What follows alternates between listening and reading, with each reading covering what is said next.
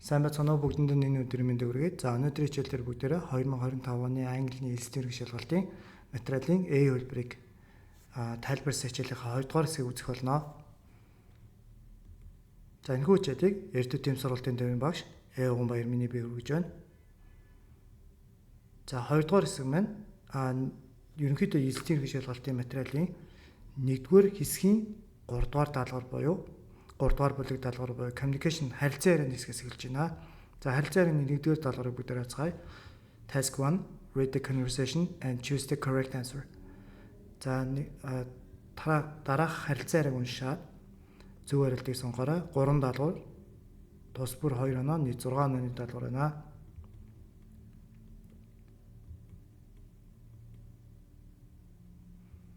За харилцаа ярианы Bloom таксономоор ойлгох төвчний даалгавар байна гэсэн үг. Окей. За бүгдээрээ юуны төрөнд дахиад тайлбарлаж өгье. За энд 5 секунд гэсэн цаг байгаа.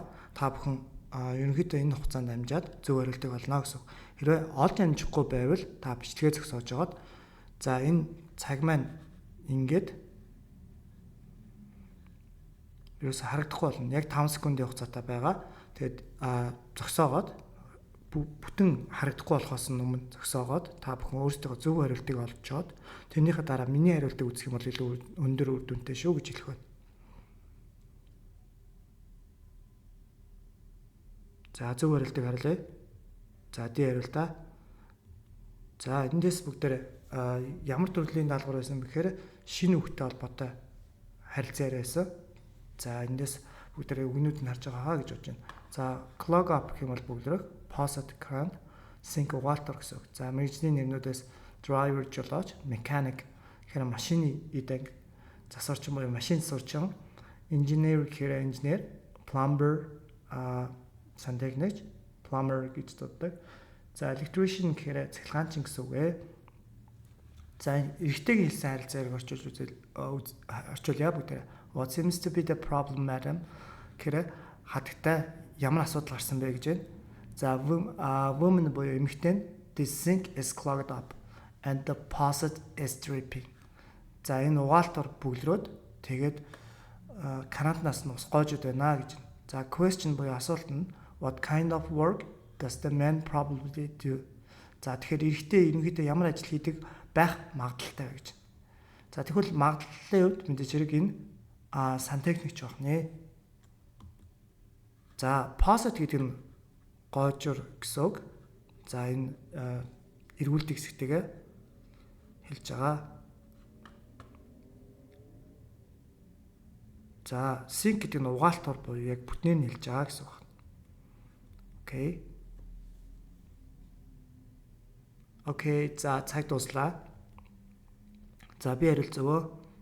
За бүгдээрээ шинэ үгнүүдэд танилцгаая. Супермаркет. За энэ хотод байдаг газруудтай холбоотой шинэ үг тэ харилцаа яриасан шүү. За супермаркет гэдэг нь супермаркет гэсэн bookstore номын дэлгүүр, library номын сан, travel agency гэхээр аяллаа компани, hospital эмнэлэг. Course for Spanish 101. За 101-р Испани хэлний ном гэсэн үг нэ. Окей, conversation гэдэг нь харилцаа яриа take place болох, аялал хэрэг дэлгүүрийн тасаг гэсэн. За эмэгтэй нь болохоор юу гэсэн гэхээр where can I find the course book books for Spanish 101. За би 101-р Испани хэлний номнуудыг хичээлийн номнуудыг хаанаас авч олох вэ гэсэн чинь эрэгтэй нь they are in aisle 3 under languages гэж байна. За тийм номнуудыг за хэлний хэсэг дотроо 3 дугаар хэсэгт нь байгаа шүү. 3 дугаар хэсэгт хэлний хэсэг доор байгаа гэж байна. За асуулт нь where is this conversation taking place? За энэ дээр I гэсэн байгаа учраас мэдээж хэрэг bookstore буюу номын дэлгүүр байх нэ. За мөн I гэдэг нь мөн юуны онгоцны одоо цонхон тал, цонхохгүй тал гэсэн бас үгэн дээр ордог шүү хүмүүсээ. Ер нь бас олон утгатай гэсэн үг.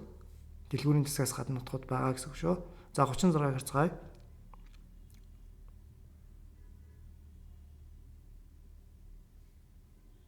За зөв хариулт нь И байх нэ. За мөн адил хотын газруудын талаар байсан. За бүгдээр шинэ үгнүүдийг харцгаая. Restaurant, shopping center, худалдааны төв, cafe, circus, цирк, stadium, цэнгэлдэх хүрээлэн. За дараач нь score touchdown гэхээр Америк хөл бөмбөгт байдаг довтолж байгаа тал нь эсрэг талын бүст бөмбөгөө оруулахыг хэлнэ буюу за энийг хэлж байгаа гэсэн үг. За тэгэхээр эрэгтэйгийн харилцааг бүгдээр очлоо. Did I miss anything while I was buying the hot dogs and sodas? За би hot dog ундаа авч явахдаа ямар нэгэн зүйлээс хоцорчсон уу гэж байна. За эмэгтэй нь yes, our team scored a touchdown. За манай баг эсрэг талын талбайд бөмбөгөө оруулчлаа гэж байна. За тэгэхээр энэ хаана болж байгаа яриа вэ гэж яг conversation taking place гэхээр энэ харилцаараа хаана болоод байгаа вэ? Тэгэхээр мэдээж хэрэг цэнгэлдэх хүрээлэнд болж байна гэсэн. За бүгдээ communication буюу харилцаа ярианы 2 дугаар даалгавар ярьцгаая. Choose the best answer буюу зөв хариултыг болгоно гэсэн. 2 даалгавар тус бүр нь 3 оноо. Нийт 6 онооны даалгавар байна. За энэ байна гэсэн үг.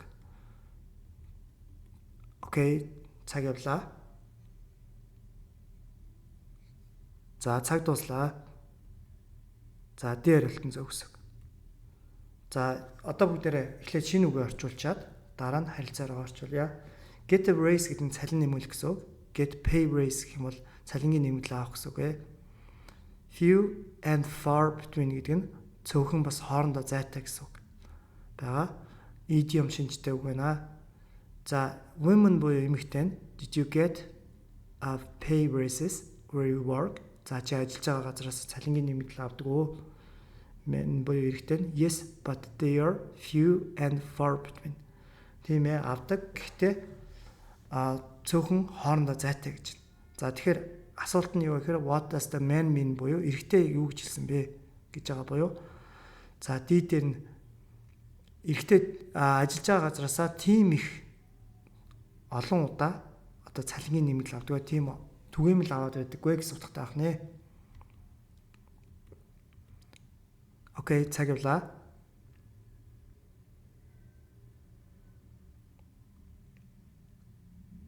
Окей, за эмэгтэй зөв хариултыг харъя. За би хариулт.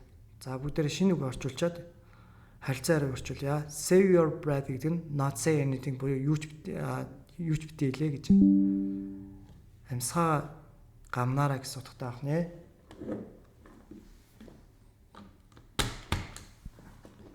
Бүгдээрээ харилцаараа уншаа цогтаа.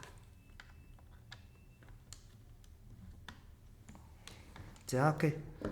За women буюу эмэгтэй нь I should tell them they need more decorations. За би тэднэрт илүү их чимэл хэрэгтэй гэж хэлэх хэрэгтэй байхаа гэж.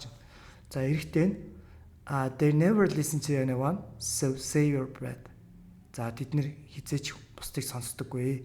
Тиймээс амьсгалаа гамдаа буюу юу ч дийлээ гэж. За тэгэхээр эндээс бүгдээрээ яах юм гэхээр за энэ асуулт нь аягүй чухал байсан. What does the man want the woman to do? За эрэгтэй эмэгтэйг юу хийхийг хүссэн бэ гэхээр бити юм хэлээрэй гэхийг юм хэлэхгүй байхыг хүссэн байгаа. Тэгэхээр би хариултан зөвөө гэсэн. За одоо бүгдээрээ унших даалгавар руу орж байна. За окей, уншихынхаа 1-р даалгавраар цаая. Read the passage and choose the correct answers. За ихийг уншаад зөв хариултыг олоорой. 6 даалгавар, тус бүр 1 оноо, нийт 6 онооны даалгавар байна. За блюпринтээс харах юм бол ойлгох түвшний 6 даалгавар байна л гэсэн. За та бүхэн энэ уншихаа бол ерөнхийдөө ингүүл зүгээр зогсоож яваад өөрсдөө эхлээд уншиж үзээд тэгээ ойлгохгүй байх юм бол мэдгүй хүн дээрээ ажиллавал зүгээр шүү. За тэгэхээр багш нь юуны төрөнд дасгалаа гаргаж ирээд хариултаас нь явуулаарай амар ахаа гэж бодож нэхээ орчуулж өгөхөөс илүү тэгвэл зүгээр ахаа гэж бодож та бүхэн тэгээд бичлэгээ зогсоож одоо өөрсдөө орчуулахыг эхлээд зориод үзээрэй.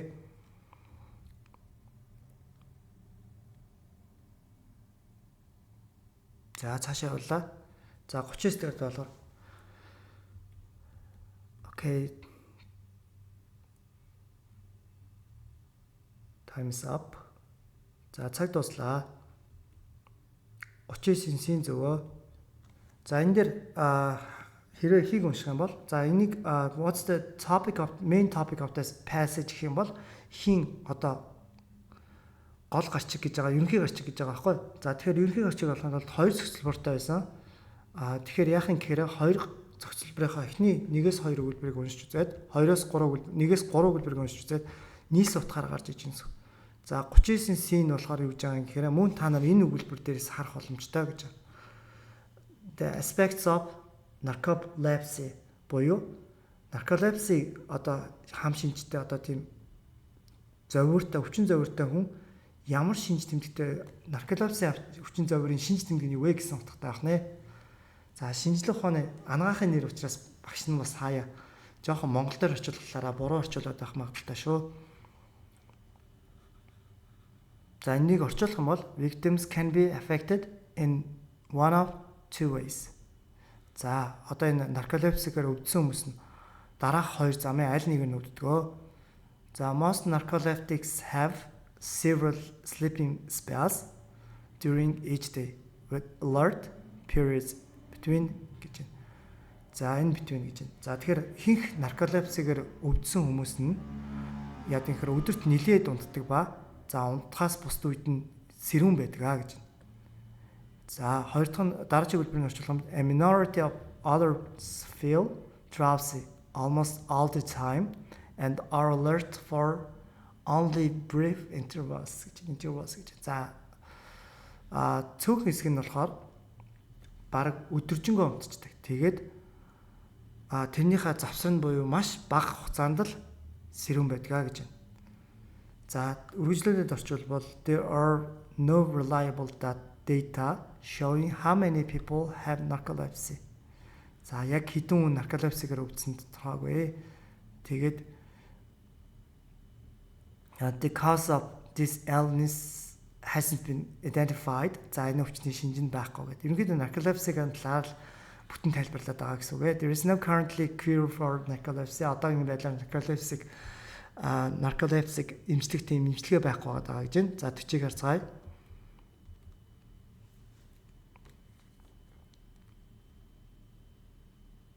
Okay, narcolepsy is a condition in which people narcolepsy гэдэг нь хүмүүс яадаг нөхцөл байдал гэж байгаа ингээд байна гэсэн. За зөв барилтыг харъя. За doze гэдэг нь унтах гэсэн үг шүү. Дуг унтах гэсэн үг. За тэгэхээр C харилт нь зөвөө гэж байна. За энэ үйлбэрээс харж болно. Narcoleptics may feel sleep at unusual or embarrassing times. За unusual буюу юр бусын үед унтчихдаг гэж байна. За тэгэхээр нарколептикээр өвдсөн хүмүүс нь юр бусын эсвэл чивтэр үед унтчихдаг гэхээр энэ үйлбэртэйг таарад байна гэсэн. За үргэлжлүүлээд уншвал they may doze while eating, talking, taking a shower or even driving a car. За тэд нэр идж явахдаа, ярьж явахдаа, шүшүүрт орж явахдаа эсвэл бүр машин барьж явахдаа хүртэл унтчихдаг гэж. За 41-ийн хариултыг харцгаая.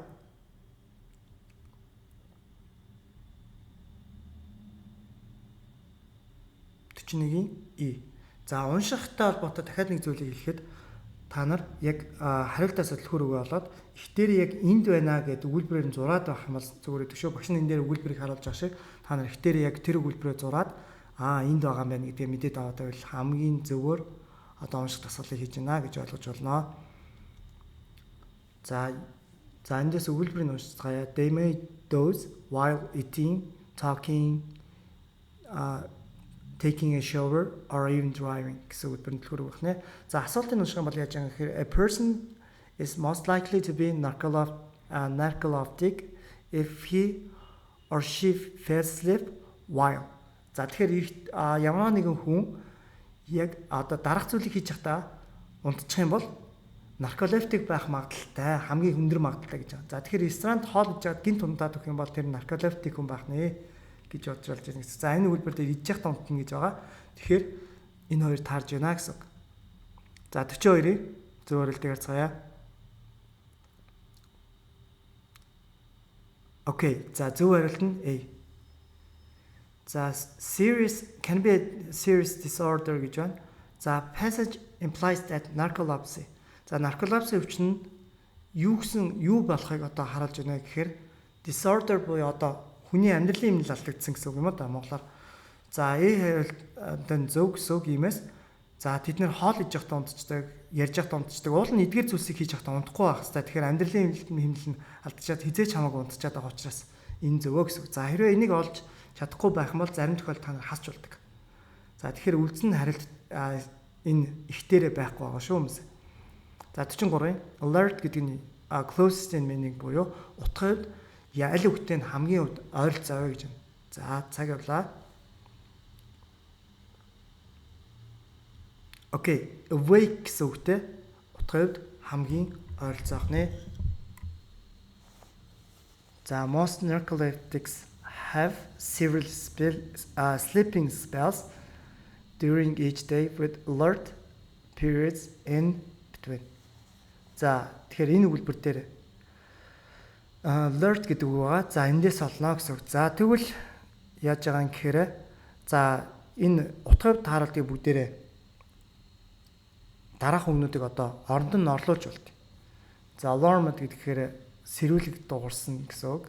Tired ядарсан, drowsy гэхээр одоо манарсан байдалтай, informed гэхээр мэдээлсэн, awake гэхээр сэрүүн гэсэн үг ээ. Тэгэхээр эндээс орлуулад үзэх юм бол энэ байгаа. Эсвэл шууд мэддэг бол яг энэ хоёрыг үлбэр. Гэтэ хамгийн гол нь яах юм гэхээр яг энэ дээр байгаа үгнүүдээ энд одоо энэ үлбэртээ орлуулж үзчихийж яг баттай мэддэг шүү хүмүүсээ. За 44-ийн харилтыг харцгаая. According to the passage, it can be said that за ихийн дагавал ингэж үзэж болно гэж байна. За муу хасгааргаар болно. Хэрэлтэн зүг байсан.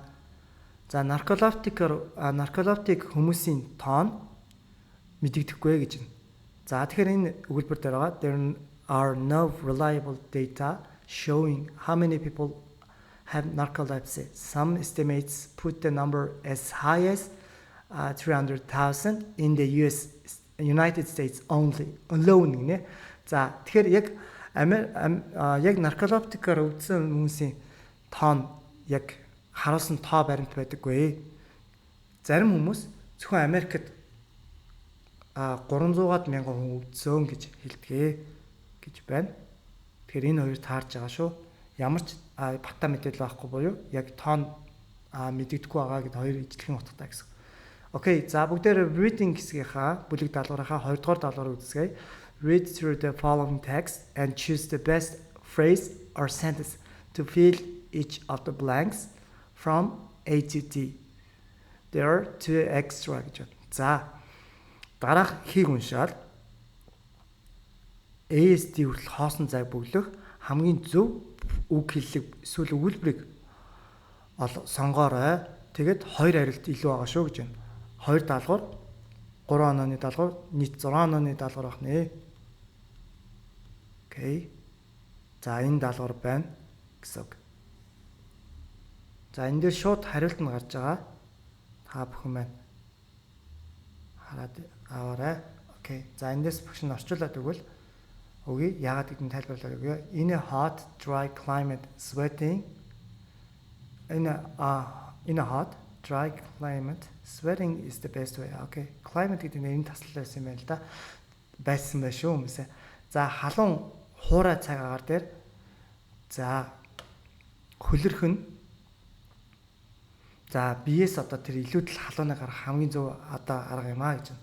But in the tropics where there is high humidity, increasing sweat production may offer no advantage because sweat doesn't evaporate. За гэхдээ тийм халуун дулаан оронд байдаг одоо нэг чиглэг дулаан оронд чиг нь их байдаг тийм дулаан оронд болохоор яаж байгаа юм гэхээр их хөлөрх нь болохоор ямар ч давуу тал болдоггүй. Яагаад гэхээр хөлс нь уушахгүй байна гэсэн үг. The studies of indigenous Nigerians have found that they have no more sweat glands than British men. But when they start physical work, they start sweating more quickly. За тэгэхээр судалгаанаас одоо Нигерийн уугуул хүмүүсийн судалгаанаас үзэх юм бол Нигерийн уугуул хүмүүс нь болохоор яг гэхээр Британи хүмүүсээс одоо хөлсний одоо даавар нь хөлсний булчирхаа нь их байдаггүй. Гэхдээ дасгал хийгээд ирэхээр британчуудаас илүү хөлөрдөг гэж байна. This is because repeated stimulation of the sweat glands become larger and more efficient. За энэ одоо хөлсний булчирхааг олон удаа ажиллуулах нь илүү тэр одоо булчирхааны том болгоод тэгээд илүү үр дүнтэй болгодогоос холбоотой гэж. За acclimatization to heat encourages a tendency for salt concentrations in sweat to decrease гэж байна. За acclimatization. Okay. За халуунд одоо дасах нь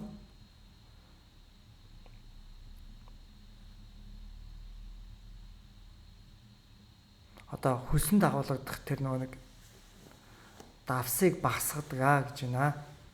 За тэгээд үргэлжлэл уншаад Nigerians жишээлбэл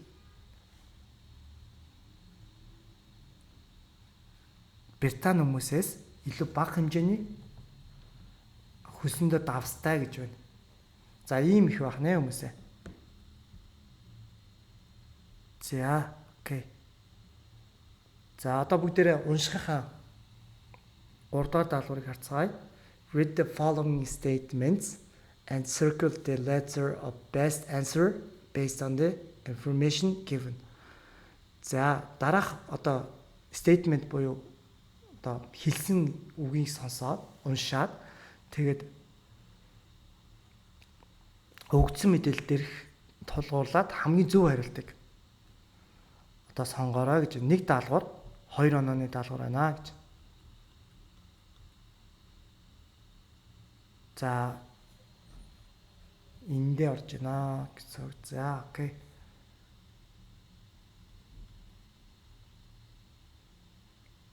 Окей, за хариултыг харууллаа шүү. Та бүхэн бэлэн болоогүй бол өөрсдийнхээ хариултыг олцоод бичлэгээ зогсоож өөрсдийнхээ хариултыг олцоод биний хариултыг хараарай. Хариулт зөвөө.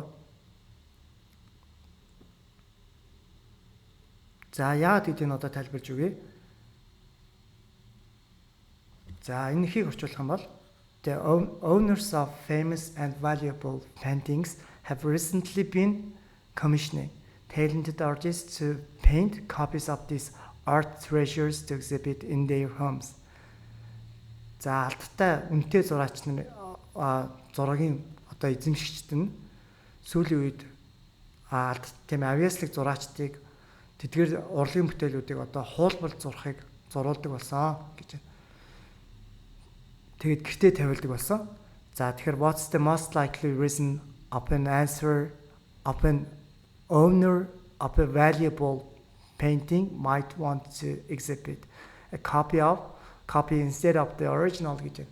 За энэ яг хүмүүс гэртээ оргийнх нь оронд дуурай мэдл зургийг тавиад байгаа нь яг ямар учиртай байх магадaltaй вэ гэж байна. За эндээс хасах юм бол олох боломжтой байсан. Хариулт. Тэд нэр хулгайчдаас одоо сэргийлэх зорилготой гэсэн утгатай. Окей, за бүгдээрээ Ешийн даалгаврын 2 дугаар хэсэг рүү орж байна. Одоо ингээд. За тэгэхээр 2 дугаар хэсэг нь 3 даалгавартай нийт 20 оноотой байсан. За 3 даалгавартай боловч нийт 20 даалгавар байсан шүү. Харилцан хуудасны заавартай сайтар танилцаарай хүмүүсээ. Окей, за 2-1 read the passage and fill in the gaps with the correct word forms. За 6 даалгавар тус бүр 1 оноо, 6 онооны даалгавар байна. За хэрэглээний даалгавар байсан.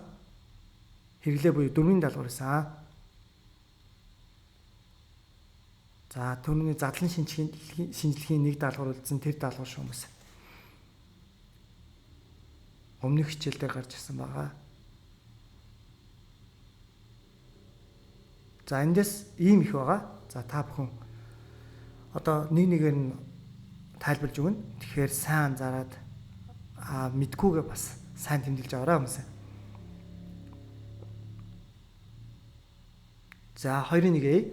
The earliest complete calendars were probably based on lunar observations. За тэмдэглэл буюу ажиглалтуудаар дээр гэж байгаа учраас 300 гэсэн.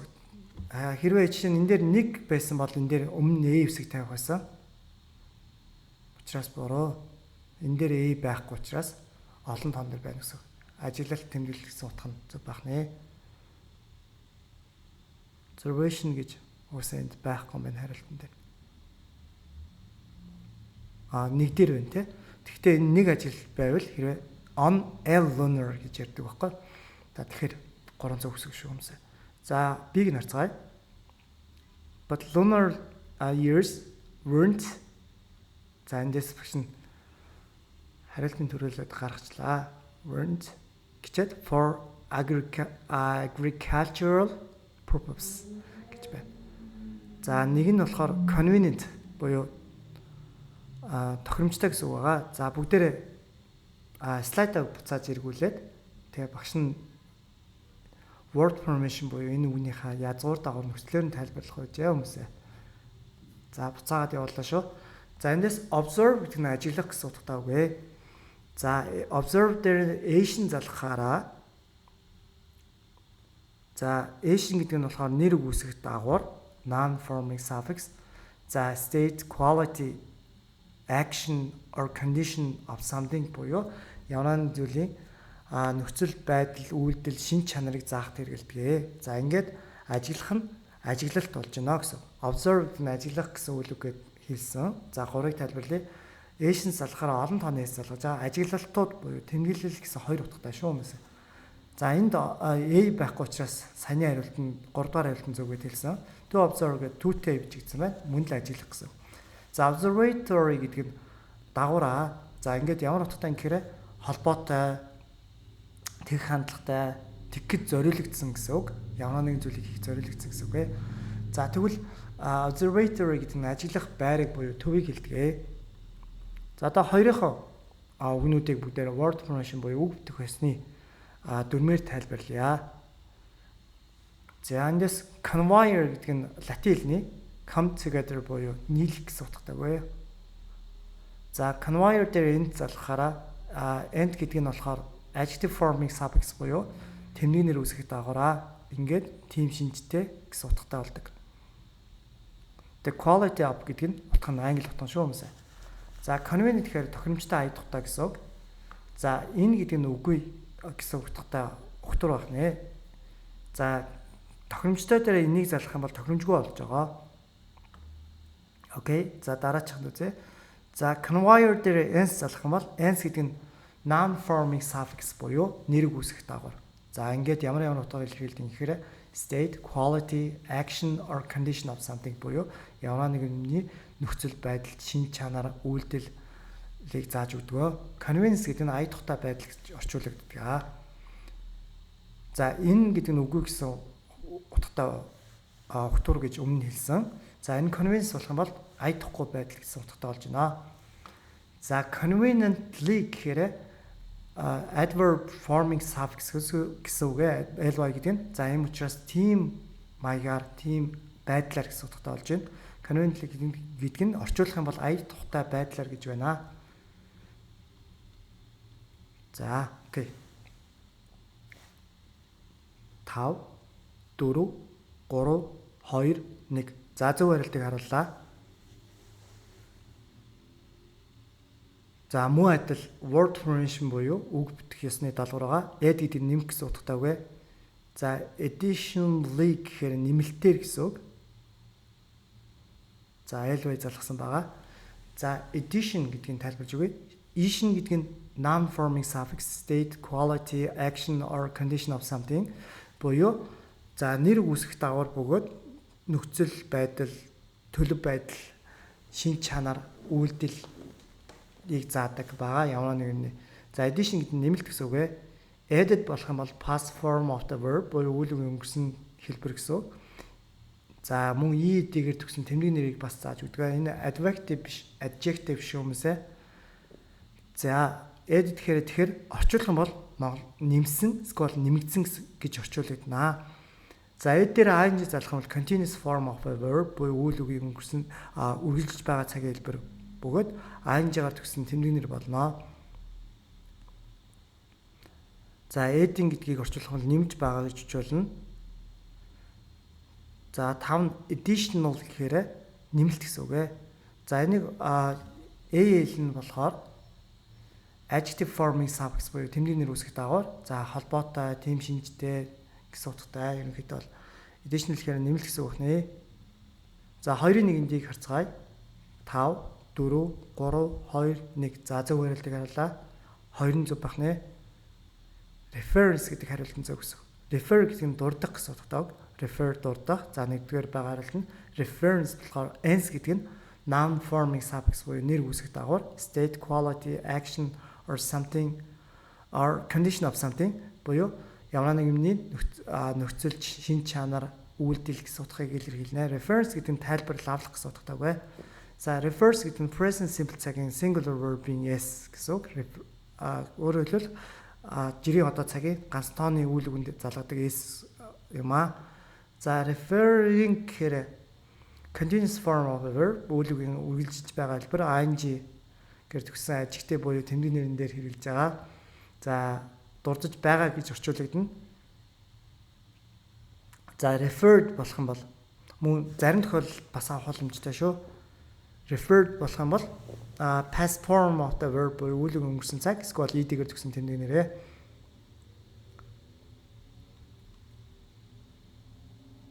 За дурдсан, дурдагдсан гэсэн утгаар орно.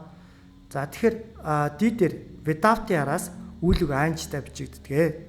Тэгэхээр referring-ийн зөв гэсэн үг. За ийг харцгаая. За 5 4 3 2 1 гэж багш нь тайлбараа шууд өгсөн байгаа. Окей. За эхнээс нь эхэлж тайлбарлая. Им гэдэг нь prefix буюу ухтуур. Тэгэхээр not гэсэн утгатай.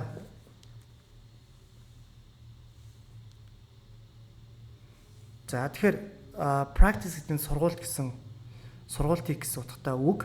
За им гэхээр үгүй гэсэн утгатай дагуур ухтуур practical гэхээр амьдралд одоо болдог буюу хэрэгцээтэй хэрэглэгддэг гэсэн утгатай үг. Impractical гэх юм бол амьдралд хэрэгцээгүй хэрэглэгддэггүй гэсэн үг. За practice гэдэг нь сургуулах гэсэн үг. AL нь adjective forming suffix буюу тэмдэг нэр үүсгэх дагавар. За ингээд холбоотой, тийм шинжтэй гэсэн утгатай. За practical болох юм бол хэрэгцээтэй гэсэн үг. За practice гэхээр сургуульд хийх гэсэн үг. За practical ET гэхээр noun forming suffix буюу нэр үүсгэх дагавар. State, quality, condition of something ямар нэг юмны нөхцөл, шин чанарыг зааж өгдөг. Practicality гэхээр хэрэгцээтэй байдал гэсэн утгатай. За practically гэхээр adverb forming suffix буюу дайвар үүсгэх дагавар. In a way буюу тийм байдлаар гэсэн үг. За practically-г орчуулах юм бол үнэн хэрэгтэй гэсэн утгатай байх нэ. За 21 epic 2-ын 1 epic харцгаая. За шууд хариултыг оруулаа. 4. За та бүхэн бичлэгээ зогсоож яваад эсвэл өмнөхөөс нь харж агаад бас зөв нь олох боломжтой шүү хүмүүсээ. За measure гэдэг нь хэмжих эсвэл хэмжигдэхүүн гэсэн утгатай үг ээ. Measurable гэдэг нь за able-ийн тайлбарж өгье. Тэгэх боломжтой, тохиромжтой гэсэн утгатай байсан. За энийг өмнө бас хэлсэн байгаа. Measurable гэхээр хэмжих боломжтой гэсэн үг. За measured болох юм бол past form of the verb буюу үйл үгийн өнгөрсөн цаг эсвэл ed-гээр төгссөн тэмдэг нэрээ. За ингээд яаж юм хэрэг хэмжсэн, хэмжигдсэн гэсэн утгаар орчуулагдана. За measured дээр s залах юм бол за нэг бол нэр үгийн олон тооны s эсвэл жирийн одоо цагийн үйл үгийн ганц тооны s үйл үгийн s гэж болно. Зүгээр орчуулагдаад хэвээрэл хэмждэг гэсэн утгаар орчуулж. Measure дээр ing залах юм бол үйл үгийн ing залгасан хэлбэр эсвэл ing-гаар төгссөн тэмдэг нэр гэж болно. За хэмжиж байгаа, хэмжих, хэмжигдэхүүн гэсэн байдлаар бас орчуулах боломжтой байгаа. Measurement болох юм бол ment гэдэг нь нэр үүсгэх дагавар бөгөөд ямар нэгэн зүйлийн үйлдэл, үр дүн, нөхцөл байдлыг хэлж байна. Measurement гэдэг нь хэмжүүр норм гэж монголоор орчуулагддаг. За окей. За бүгд тэ 22-ыг үзцгээе. За энэ 22 нь хоёр төрлийн даалгавар байсан. Эхнийх нь болохоор синоним буюу ижил утгатай үг болох. За ерөнхийдөө ямар нэгэн тест даалгавар шалгалт өгөхдөө заавар маш сайн унших хэрэг байдаг. За тэгэхээр эндээс болохоор синоним гэдэг үгийг маш сайн унших шаардлагатай, анхаарах шаардлагатай байсан. За зааварыг орчуулах юм бол read the sentences. За өгүүлбэрийг уншаад and find the synonym of the synonym of the word involved. Words гэмээрээ.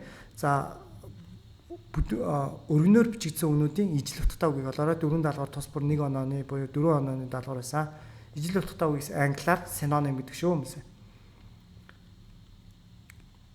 За үгийн сангийн төрлийн даалгавар байсан.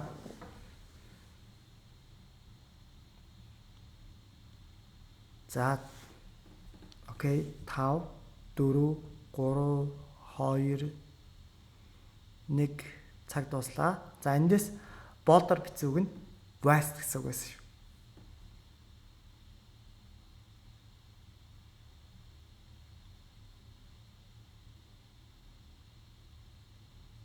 За үнүүдийг харцгаая. Huge гэхээр том гэсэн үг, very гэхээр олон төрөл, hard хэцүү шаргуу, long very гэхээр маш, long урт. Vast гэхээр өргөн удаан гэж учраас хамгийн утгаа ижил төстэй нь huge гэсэн үг ээ.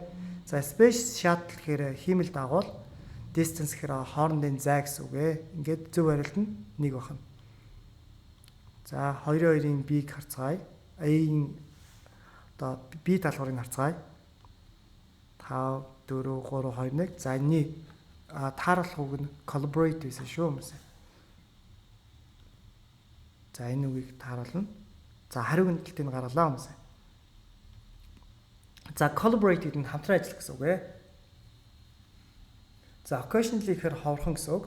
Unlikely гэхээр магадaltaгүй. Manage гэхээр чадах гэсэн үг. За орчуулах юм бол заримдаа хамгийн хамтарч ажиллах магадaltaгүй хүмүүс ч гэсэндээ амжилттайгаар хамтарч ажилладаг гэсэн утгатай байна. За C-г нь харцгаая. She plans to participate in. За эндээс цагаа явуулаа. Түр үг нь participate in гэдгийг синоним нь юу байсан бэ гэсэн даалгавар байсан. За хариултаа гаргалаа шүү. Та бүхэн хэрэг амжихгүй байвал яг зогсоож байгаад хариултаа гараараа юмсан. За хоёулаа адилхан оролцох гэсэн утгатай. Үгүй ээ. За тий.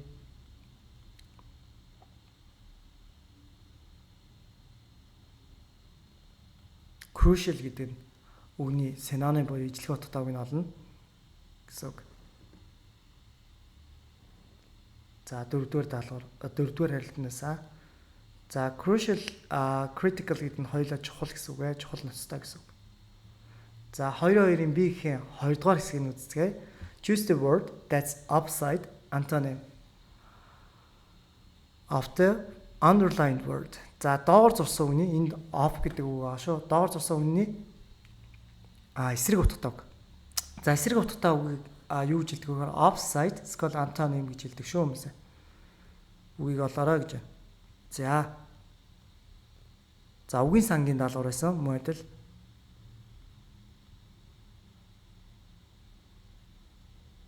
За эндээс антоним олох үг нь cause гэдэг үг байсан.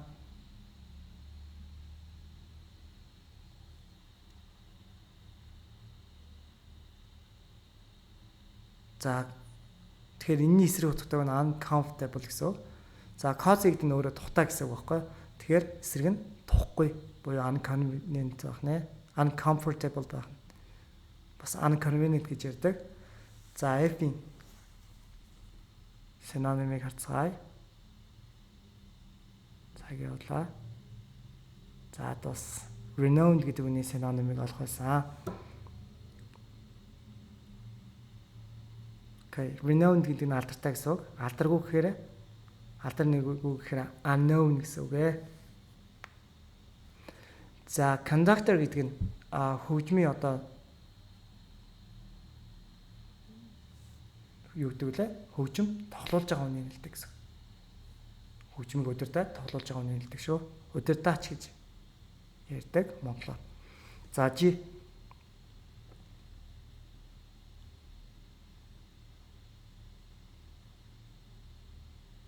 Окей, цаг тус. За concealed гэдэг үгний эсрэг утгатайг харцгаая. За concealed гэдэг нь нуух гэсэн үг. Reveal гэхээр ил гарах гэсэн үг ээ. За 2-3. Complete the text with these words in the box. За хайрцагт хүүгээр доорх одоо ихийг гүйцээгээрэй гэж байна. За дараах 6-г байсан.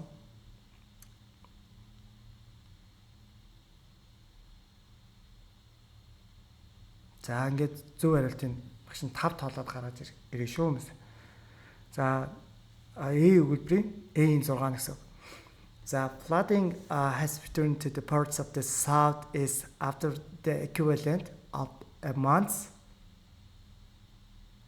гэж яагаад rainfall fell in just 48 hours. За баруун хойд хэсгийн тухайн бүс нутгийн баруун хойд хэсэгт сар орох бороо equivalent гэхээр тэнцүү хэмжээний гэсэн үг. Сар орох бороо 2 өдөр буюу 48 цагт орсноос болоод үерэлсэн гэж байна. Буцаад үерэлсэн гэж байна. За эндээс flooding гэдэг нь үерэг гэсэн үг. Equivalent of гэхээр тэнцүү хэмжээний гэсэн үг. Тэнцүү зүйл гэсэн үг. За rainfall гэхээр бороо гэсэн үг ээ.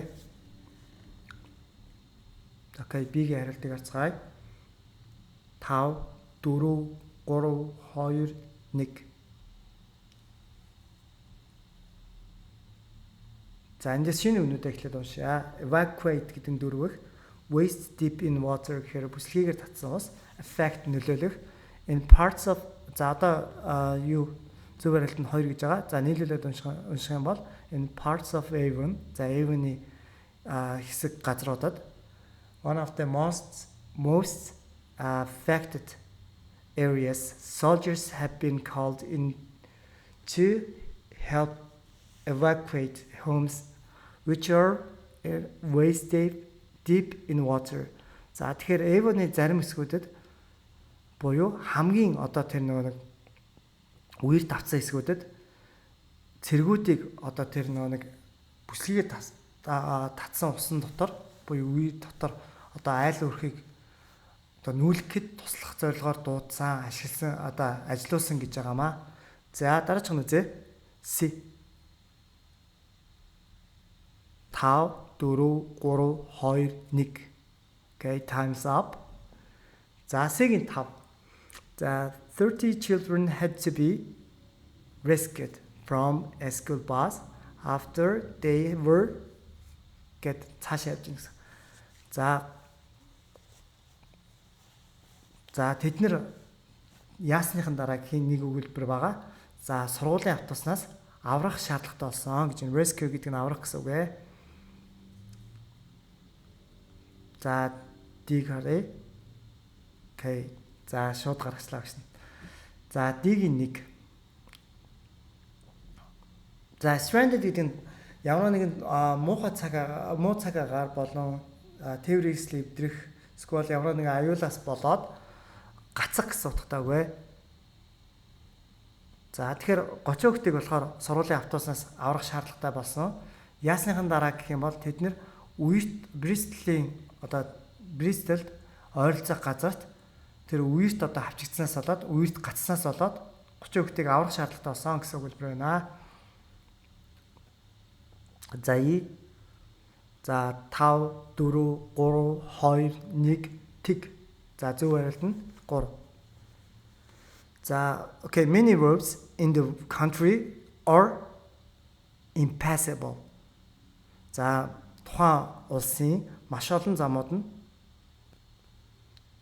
эсвэл хөдөө орон нутгийн гэсэн утгаар орж иж магадгүй.